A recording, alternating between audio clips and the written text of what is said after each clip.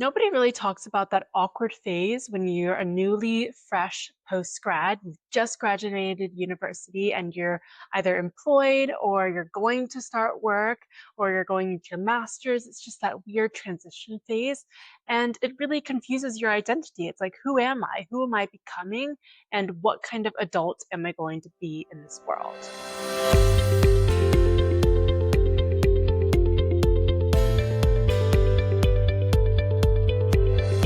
Hi guys, welcome back to Clearly Becoming. Welcome to season 2 of Clearly Becoming. This is insane. It's been almost a year since I started this, and I want to thank each and every one of you for listening. Either if you've started with me since last year or you're a new listener, thank you so much. I really appreciate everyone who supports me. It really helps me along my journey and lets me know that there is still interest in things that I'm talking about as well. This started out as a passion project, and now I feel like it's given me a real sense of clarity. And also, I feel like it's helped other people maybe gain some awareness into psychology and neuroscience topics and really utilize those to bring awareness to those concepts and how you can actually use it in a tactful way into your life, because I think that's what's really missing is that we go to lectures and we hear all of this information, but we don't actually know how to apply it into our lives. This is a podcast to bring theory into reality, and it's also to inspire and empower ambitious individuals as you navigate the chaotic journey of life in your career. And this is a reminder that you can be ambitious and confused at the same time. So let's get into it. I've had some recent jizz, and this is why it's a season 2 for Clearly Becoming, because I am no longer a uni student. That being said, my graduation is in July, so haven't graduated yet when I film this episode, but that's beyond the point. I am finished. I have gotten my grades. It's all good. I passed. Thank goodness. Thank goodness. But I'm also recently employed. And I thought I'd share a little bit of a story about how I got employed. Not all the nitty gritty details of how it happened, but it was really fast. And I think this can just show you as an example that things can happen in a span of maybe a month that you didn't realize.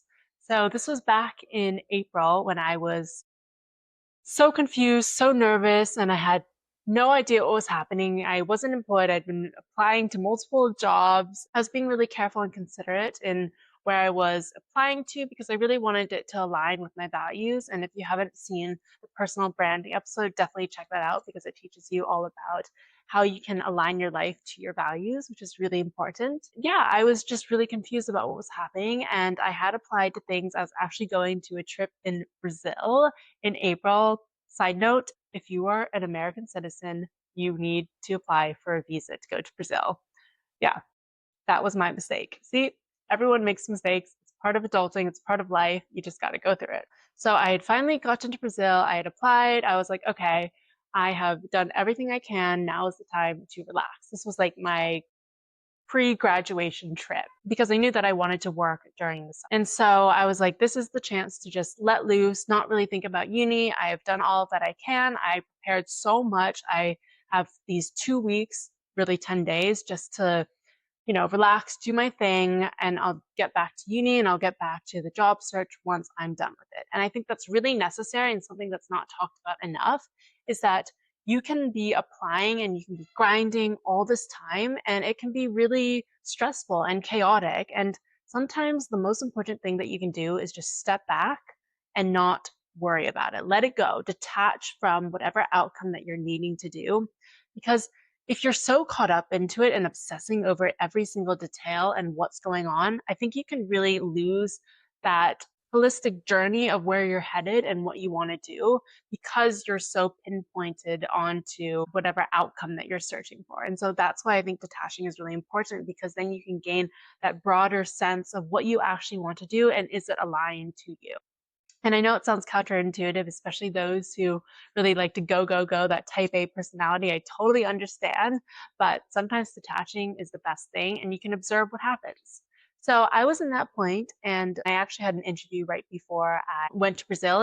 And if you want a longer explanation, I definitely can give that to you. But yeah, I did about 3 interviews. And so I had done one right before I left. And then I was in Brazil, and on the bus when I had zero Wi-Fi. I had 4G. I got an email saying, "Hey, can you chat for 5 minutes?" And I was on the bus going to a remote island with no cars. And I was like, of course I can call. I mean, what do you mean? Of course I'll take the 5 minute call. I'll figure it out. So I used my FaceTime audio because that's the only way I could do it. And that is where I found out that I got the job. And I was beside myself.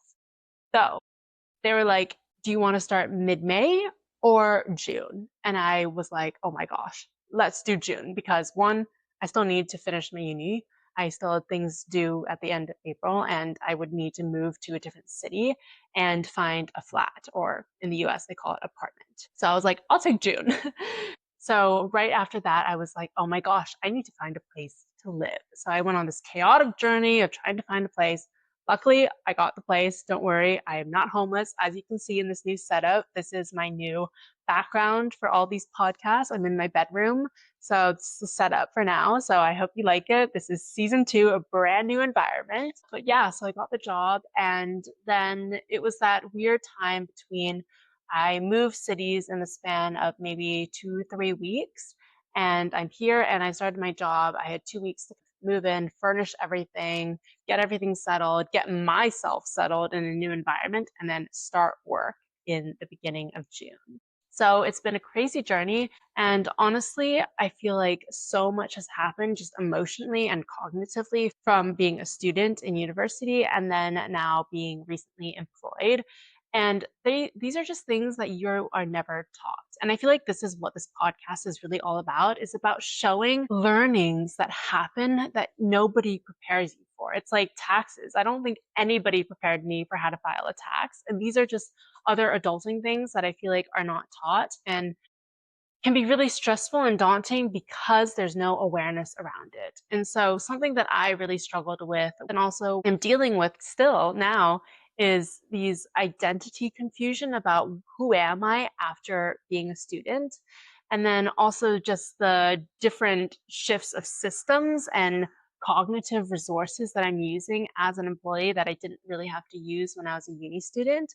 And I thought I would bring in some psychology and neuroscience just to kind of bring that awareness and insights to what's happening in your brain, in your body, as you go through this major transition. I've talked to a lot of my friends who are also recent graduates and in this post-grad transition phase. And I think it honestly takes maybe like 1 to 2 years to finally get settled. I mean, everybody is different and maybe it can take people a shorter amount of time, but it can take a while to transition, and these transition phases are never easy. I remember when I was transitioning from elementary school to middle school to high school to university. I mean, all of these things are major transition phases where you're just no longer in that certainty of that routine. You have a new life, a new group of whatever modules and now no modules. And so if you're feeling lost or overwhelmed by adulting, or if you're a newly post grad, you are definitely not alone. Your brain actually runs on a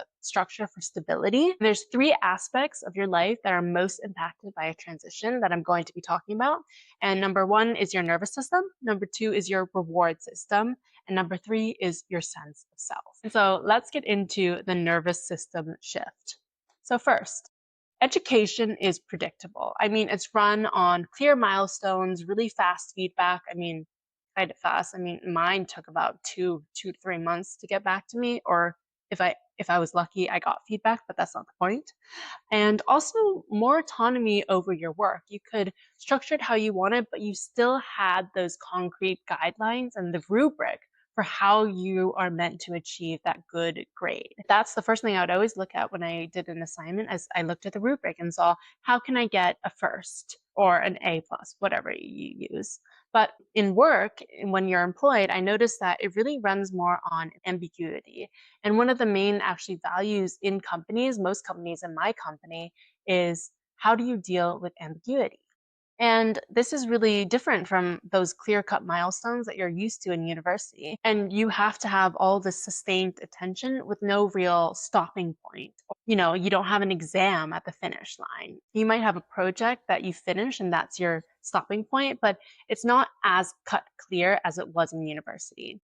And you also have less feedback and it's slower. Now, you might have an annual review, or if you're lucky, you have quarterly reviews and things like that, but it's still not that kind of strict assignment led reward. And you also have more of a chain of command instead of a grade. And so obviously, all companies are different. They have different hierarchies. You have a flat hierarchy, you have maybe a more tiered hierarchy. Organizations are built differently. But more than not, a lot of companies that I've noticed, especially in corporate world, there is a little bit of a hierarchy where you have a manager and then assistant or associate or whatever, or junior, and you have to follow that line of command. And there's politics involved, and there's these unspoken cultural norms and rules that you have to follow. And that can be difficult because, especially in university, and I feel like this is the main difference from high school, is that in university, you normally are able to talk to your professor and they respect you on that level. And obviously, yes, they are the professor and they have more knowledge and experience than you, but a lot of the times you can coffee chat, get to know them and see like what happens. And in an organization, this is also true where you can coffee chat and you can get a mentor. But I also feel like sometimes there is a little bit more of a defined roles that you're in. Basically, I feel like there is a person that you have to go to and you have to respect that order. But I mean, it's also very different. I mean, something that I loved and I think is so important when you're looking for a job is knowing the culture and understanding, is this culture right for you? Do you like having to go to somebody and then when you move up a level, you go to another person or that person comes to you? Or do you like the chain of command where you're able to go to whoever you want, talk to whoever you want, and not be feared of that strict role and power positions in a way? And so these are kind of the skills that nobody teaches you, is these political things that are happening in a workforce. So this disorientation when you're moving from such a clearly defined role and environment to more of a ambiguous one is, it's called a practice shock. And this is the gap between knowing something and performing under pressure in real time while people are watching. And I feel like this is really true because when you're in university, you're going to lectures and you're learning all these concepts and then you put them into an essay format. But when you are in the workforce, you're really just learning by doing. Like when you go to Excel, you're just learning the systems as you go and as you perform them. Nobody's going like, oh, this is how this is what this is. No, you're kind of just like, oh, you have to do this thing on Excel, learn as you go.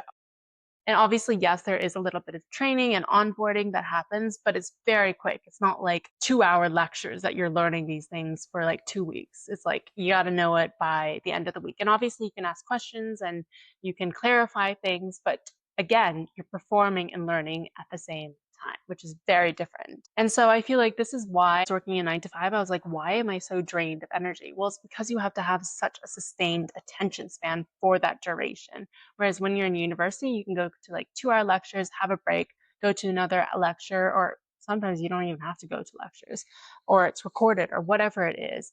And I feel like you're not as on the whole time as you are at work. And so that's a lot of energy. It's a different attention that you're not used to. And so this is a huge shift. One thing that I think is really important when you're doing this is build an off switch. It's so easy just to be on all the time at 9 to 5. If you're lucky, that's the standard. But honestly, some people, I've heard of a lot of other people in different industries have worked in finance or tech or startups or consulting, investment banking. And it's like they work until 10 p.m., maybe 2 a.m. in the morning. And that's a lot. That's a lot of your attention span and your energy. And so something that I find really important is having that off switch. And this can be even just changing your environment. It's like if you work from home, go outside, go for a walk, build that off switch so that you know that you're done with work and now it's time for you time. Because if you think about it, you are spending, how many hours is it? 9 hours, I can still do math. You are spending 9 hours doing work for somebody else, unless you're self-employed. But again, it's still work. And you also need 8 hours for sleeping. But you have 24 hours in a day and you spend 9 of them doing work. So you're left with 15 hours. And then 15 hours, let's say you get 8 hours of sleep. I think that's pretty good, right? I think that's standard.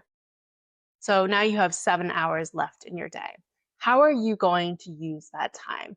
You are spending 9 hours doing something for somebody else.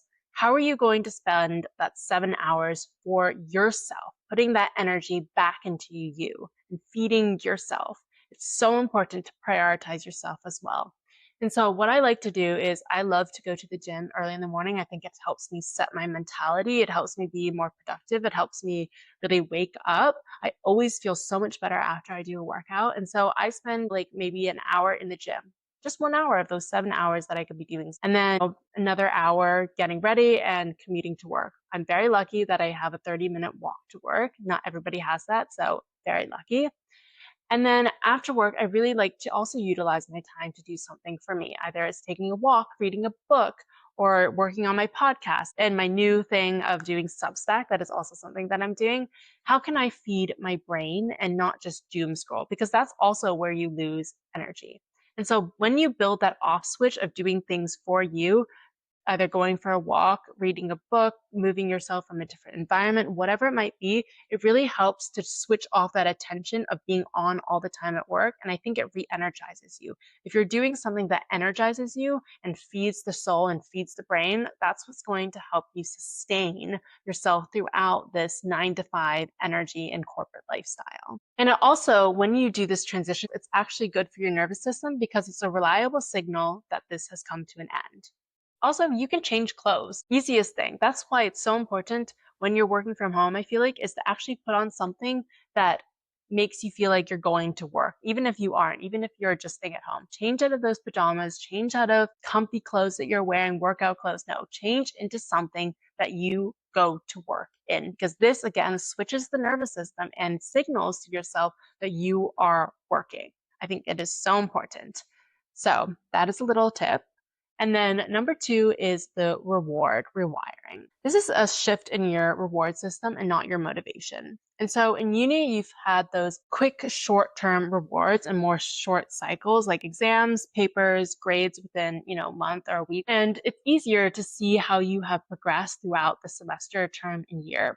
But at work, I feel like this is a little bit harder because it's more long term and your self worth is also kind of graded daily and pays out in longer, less predictable timelines. And what I mean by this is that every day you show up to work, you're basically being graded on how you perform. Have you checked that Teams message? Have you done the email? Have you done that little thing that your manager asked you to do? Have you completed the task? Have you done whatever project that you're working on? Every day that you show up, you're being graded.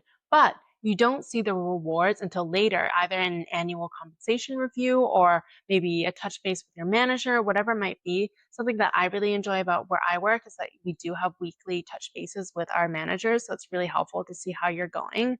And also we have quarterly and then I believe annual ones as well. So you can really touch base and see how you perform, which is, I think, really, really helpful. And if your company doesn't have this, I would advise maybe talking to your manager or talking to some person that you can go to and say like, hey, can we set up like a touch base or review just so that I know that I'm on track? I think more than not, people will appreciate this. And it also shows that you have initiative, that you want to progress and that you want to be doing well in the position that you're in. And also what I wanted to say is that because this feedback loop is a lot slower at work, it's hard to understand that like where you are. I think one of the best things that you can do is something that I call written receipts. And what I mean by this is a log of your daily achievements and your small wins throughout the day and the week. And so I started this thing on my Substack, which definitely check out. And I do these weekly written receipts, and it's basically just an audit of your week. So some things of your learnings, your wins, your highs, and your lows. Very easy. And so it's basically just something, what did you learn? This week I learned that it's so important that when you grow, to also be really intentional in what energy you're putting into your current position, because you have to be present in the now in order to grow in the future. And then a high that I had was I went to a really nice restaurant with a friend. And then a low was, I'm forgetting what my low was, but it's on my Substack. But sometimes my brain just fogs a little bit, but that's okay. I feel like we always do, and I've always been a huge advocate of journaling and just writing down what you're feeling and what has happened. Because when you reflect, you notice that maybe your emotions were so strong in that moment, but they aren't now. And it can just see how you can change and develop. And I feel like we always put so much pressure maybe on the new year, or we have to do it on a certain day every single year to reflect on our journey. But What about that daily reflection and that weekly reflection to notice those little things that we might forget? When we're aware of those little things, that's how we can see, oh, this is how I can do it differently next time. And you don't have to wait that whole year to change it. You can do changes every single day. And this is what's so important about these written receipts is it allows you to change in that time now and also showcase your becoming. See how you went from that little stage of, I mean, little Hazel Ann, I can't even imagine what she would be thinking when she was in 8th grade to where I am now. It's like I would never have thought that I would come to New York City working in a corporate fashion company. I would have never imagined that. That was a dream of mine. And look where I've become. And so it's just those little things that can show you and it can make you feel proud of yourself. And I think being proud is a really important feeling that most often people don't talk about, but you need to be proud of your achievements. You should be proud of your achievements. I mean, it's so amazing wherever you've got to and whatever you have done. I mean, graduating from university, huge achievement. Getting your first job, huge achievement. Whatever it might be, it's something that you should claim and notice about yourself. So definitely start doing those written receipts. And then lens 3, the final one, is the identity. And so this is a huge thing that I think not a lot of people also talk about when they graduate from university is that questioning your identity, like who am I right now? Because in university, you have that clear role where you are a student, you have homework, you go to lectures, you have a professor, and you have a graduation date. And then obviously you're headed towards a career or you have an internship. When you're in work, I feel like this is where you enter that imposter phenomenon. And you can do that in university too, but I think it's more than not when you go into the career force.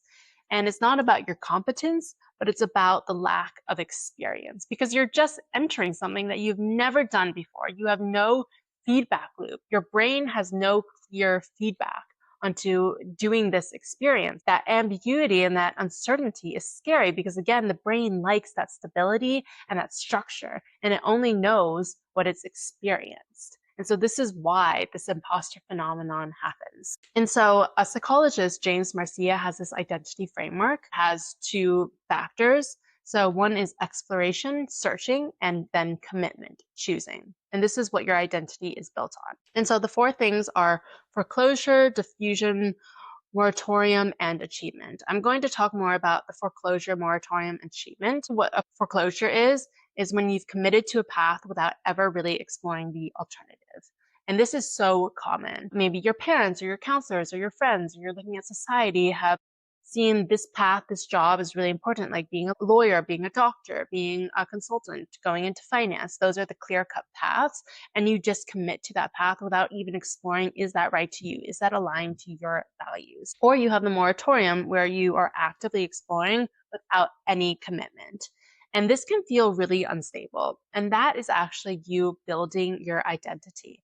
And you're not lost, you're just trying to find out who you are. And I feel like this is where a lot of postgraduates are in this phase, and a lot of 20-somethings, honestly, from 18 and on, is that you're exploring, like, who am I? What do I like?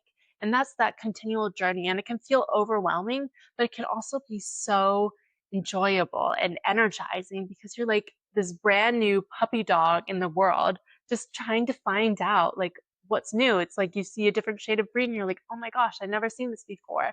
Or you see this new cafe in a new city that you've just moved to and you're like, oh my gosh, let's try it out. Let's try all the new flavors. Let's try the syrups. Let's try the new seasonal drinks that they have. And it's just like this world of color that you've never entered before. But it also can be so much at once because you have all these choices and you have nothing that you've actually experienced that you like. And so what I'd advise when you're at this stage is just take 2 to 3 things that you haven't done before and also stop outsourcing everything. I feel like with TikTok and social media and everything like that, it's so easy to get caught up in everybody else's world and what they're doing and wanting to try it. And yes, use other people as inspiration, but don't forget that you have your own interests and your own values as well.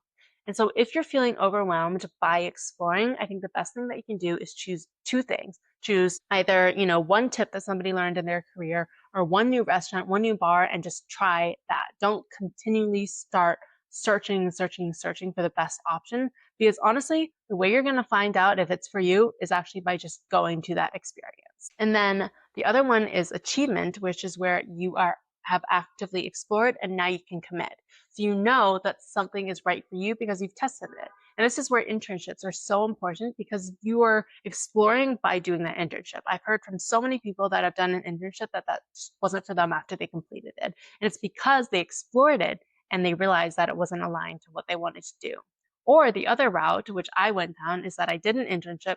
I found out I really, really enjoyed it and I wanted to go back. And so that is that feeling of where you've explored and now you can commit. And also, you can commit and then explore again and vice versa. It doesn't have to be this clear cut path where, okay, now I've explored, I can only commit, or I have to commit now and stop exploring. No, you can do it as many times as you want and feels good to you. But the active exploring phase, that is the uncertainty phase. And that is the uncertainty which your brain does not like. So you're not lost, you're just exploring. And don't worry, it can feel overwhelming. I totally understand. What I want you to do if you haven't really actively explored a lot is pick one thing, one belief in your career, your university, whatever it might be, module, even if we want to get nitty gritty into like restaurants or interests and hobbies, pick that one thing and maybe question it a bit. Like, why do you like this? What is it about it that you enjoy? And just spend 5 minutes. And I think this can just bring awareness to, is this actually aligned for you? So I just wanted to summarize because I know I went off on a tangent of a lot of things and it can be a little bit confusing. And so I want to bring it back and hone in on those tactful things that you can take away. So when you're in university, you have that declarative learning. You have the facts, you have the learnings, the theories that you're taking away. It's very concrete. And when you're in the workforce, it's more procedural. It's how you're going to do it. It's the skills, it's the unspoken rules and norms about how an organization works. And so the most important thing that you can do is stop trying to take notes and memorize things. That's not going to work when you're in the workforce. But more of what you can do is take notes on what would you do differently next time. If you went into a meeting, no idea what was happening, what are you going to do next time? How are you going to ask questions when you're maybe in a more private environment and ask, what should I be doing in these meetings? How can I learn? And honestly, you can ask yourself this. What did you not understand? Was it the sales? Was it the Excel? Was it the topic of conversation? Just try to figure out every single time, what would you do differently next time? And this can really help you because school trains you to recall all this information and work trains you to adapt. And so make your notes about adaptation, not information. And then the second thing that I want you to take away from this episode is decision fatigue. So this is where you have this identity role confusion and you're maybe exploring, but you're feeling overwhelmed. Pick one system this week and automate it so it stops costing you the decision. Because this is where you can lose a lot of energy is trying to pick something or trying to decide on something. Well, the best thing that you can do is automate it. Every single week, just do 5 minutes of return receipt. Simple, easy. What can you do next week? What have you done well on? And what maybe didn't happen so well. Or if you're having a hard time budgeting or something like that, get a budgeting app. I love Rocket Money. I'm not sponsored at all by it, but it helps me track my money so that I don't have to do it manually, which takes time. I could get into a whole thing about finance, which I might do later because it is a huge thing about adulting. So let me know if you want that. But when you remove that one decision, even if it's just an outfit, get a uniform. I love uniforms. A white t-shirt, jeans, you're good to go. Or if your job doesn't do jeans, a nice collared shirt and black trousers. Easy. Slacks, whatever it might be. This removes the energy that you're putting on deciding an outfit, which I've heard women do for like, I think they spend like 17 minutes a day trying to pick an outfit. And you could be using that 17 minutes doing something totally different. So really make sure where you are putting your energy towards. I just wanted to close this episode off by saying that ambiguity isn't a sign that you're behind.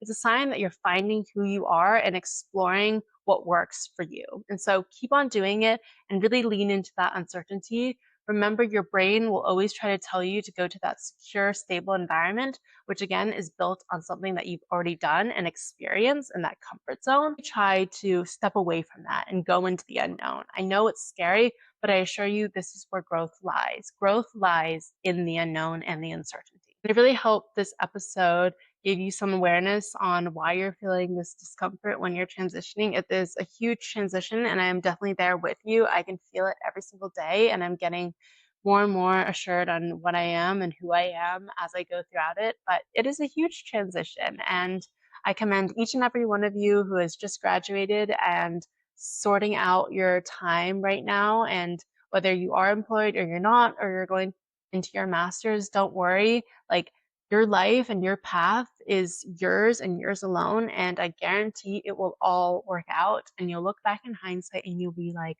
oh my gosh, I was so silly for worrying. I don't know if I have time to do a whole rapid fire question round, which I normally do, my clarity round, but I'll do a short one. And one of them is, who am I clearly becoming? Somebody that I'm clearly becoming is being really content in the position where I am now, while also looking on ways to grow. Because I think being present in the now is so important for deciding your next steps. And so that is my little lesson that I've learned this week and right now. And I hope that it resonates with you. And definitely screenshot this episode, comment down below if you resonate with this feeling of being overwhelmed in this transition phase in either your identity, nervous system, reward system, whatever it might be, and share it along with a friend who is maybe in the same stage as you or who could benefit from hearing these tactical tools. And I really appreciate each and every one of you who listens, and definitely subscribe so I can keep on making these episodes. I am clearly becoming on Instagram, TikTok, YouTube, and wherever you find these podcasts. And then on Substack, I am called Thought Daughter. Definitely check it out for those written receipts. And I look forward to seeing you in the next episode. And as always, we are clearly becoming. Bye.